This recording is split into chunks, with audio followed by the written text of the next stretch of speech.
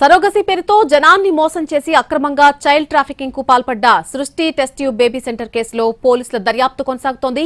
ఈ కేసులో ఇప్పటికే ప్రధాన నిందితురాలు డాక్టర్ నమ్రతను పోలీసులు అరెస్ట్ చేశారు. తాజాగా మరో వ్యక్తిని కూడా అరెస్ట్ చేశారు గోపాలపురం పోలీసులు.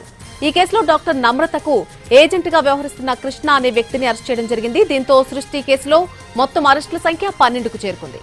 నిన్ననే ఏజెంట్లు హర్షరాయ్, సంజయ్ తో పాటు రిసెప్షనిస్ట్ నందిత్ను కూడా అరెస్ట్ చేశారు. మరోవైపు విశాఖపట్నంలోని ఏజెన్సీ ప్రాంతాలు, విజయవాడ, హైదరాబాద్ ప్రాంతాల్లో పిల్లలను ఈ ఏజెంట్లు ట్రాప్ చేసినట్టుగా తెలుస్తోంది.